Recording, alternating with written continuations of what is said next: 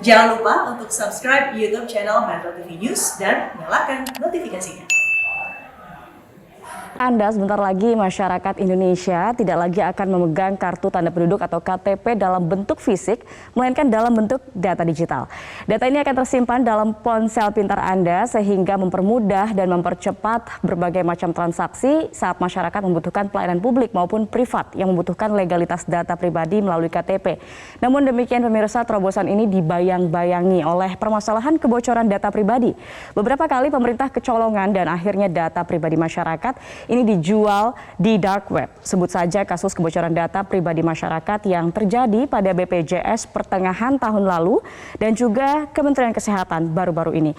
Kami ajak Anda pemirsa untuk mengetahui lebih jauh bagaimana mekanisme iktp digital yang saat ini tengah diuji coba oleh pemerintah. Pertama kita lihat apa itu iktp digital. Kita lihat bahwa iktp digital ini ialah data pribadi Anda yang tertera di KTP elektronik tersimpan dalam big data dan terhubung langsung dengan smartphone atau gawai yang Anda miliki. Iktp ini tersimpan di dalam ponsel pintar Anda berupa QR code. Dengan adanya QR code tentu akan mempermudah Anda mengautentifikasi data pribadi ketika Anda membutuhkan layanan publik yang memerlukan data pribadi dalam proses administrasi. Jadi nantinya Anda tidak perlu lagi fotokopi KTP, hanya perlu scan barcode yang ada di smartphone Anda tersebut. Kalau Anda sudah familiar dengan aplikasi Peduli Lindungi, seharusnya Anda juga akan dengan mudah memanfaatkan iktp digital ini. Karena prinsip kerjanya sama.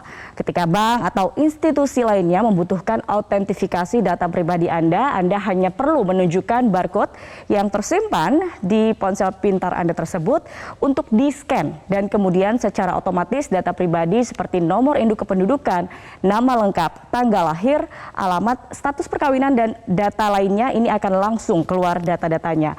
Lalu kemudian pemirsa, terobosan dari Direktorat Kependudukan dan Catatan Sipil atau Dukcapil Kementerian Dalam Negeri di era teknologi 4.0 ini tentu bertujuan untuk memudahkan transaksi pelayanan publik atau juga privat. Segala hal yang bersifat administratif dan membutuhkan data pribadi ini akan dipersingkat waktu kepengurusannya. Selain itu juga mencegah penyalahgunaan data kependudukan. Karena data tersimpan di smartphone pribadi Anda tidak ada lagi nantinya fotokopi KTP yang selain juga merepotkan, justru semakin mudah data pribadi tercecer. Terakhir tentunya menghemat biaya pembuatan identitas.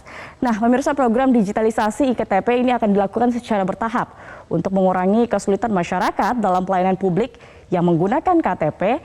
Nantinya layanan pembuatan iktp fisik ini masih akan tetap disediakan bagi warga yang tidak memiliki ponsel atau gawai.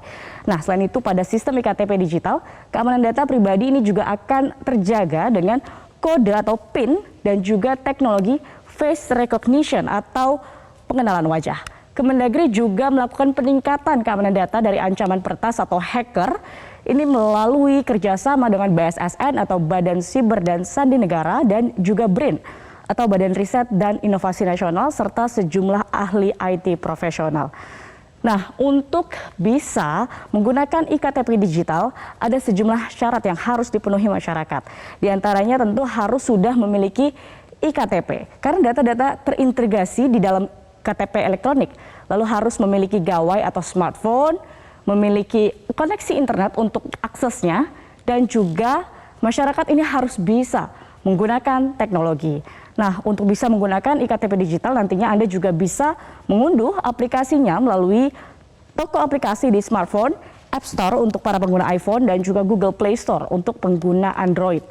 Lalu Anda bisa atau Anda perlu ini meregistrasi di antaranya dengan memasukkan nomor induk penduduk atau NIK, alamat email, dan juga nomor handphone. Setelahnya akan ada verifikasi data melalui dengan teknologi pengenalan wajah atau face recognition. Selain itu juga tentu Anda akan diminta untuk verifikasi alamat email dan kemudian bisa login atau masuk ke dalam aplikasi. Pemirsa, nantinya iktp digital bukan hanya menyimpan data pribadi Anda yang tertera di dalam KTP, tapi juga terintegrasi dengan dokumen pribadi Anda yang lain, seperti kartu keluarga, NPWP, kartu vaksin, dan juga kepemilikan kendaraan. Inilah pemirsa yang menjadi dua sisi mata pisau. Di satu sisi, tidak bisa dipungkiri kemajuan teknologi ini banyak memudahkan masyarakat dalam segala hal. pengurusan dokumen-dokumen administrasi akan jadi lebih efektif dan efisien. Namun di sisi lain ada kekhawatiran jika iktp digital ini bisa diretas akan ada kerugian yang sangat fatal di sana. Karena data yang tercantum di dalamnya bukan hanya data KTP tetapi juga data-data lain seperti KK, NPWP, kartu vaksin dan juga kartu atau surat kepemilikan kendaraan. Sejauh ini pihak Kemendagri telah menguji coba program iktp digital di 58 kabupaten kota di Indonesia, di antara Jakarta, Bali, Bima, Dompu, dan lainnya. Namun, ini perlu juga pemirsa diketahui bahwa uji coba ini dilakukan terhadap operator atau karyawan internal Dinas Dukcapil daerah. Hal ini salah satunya untuk mensosialisasikan sistem yang akan dipakai nantinya.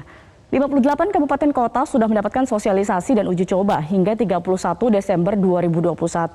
Dan uji coba ini masih akan diteruskan ke seluruh kabupaten kota di Indonesia atau 514 kabupaten kota hingga bulan Maret 2022.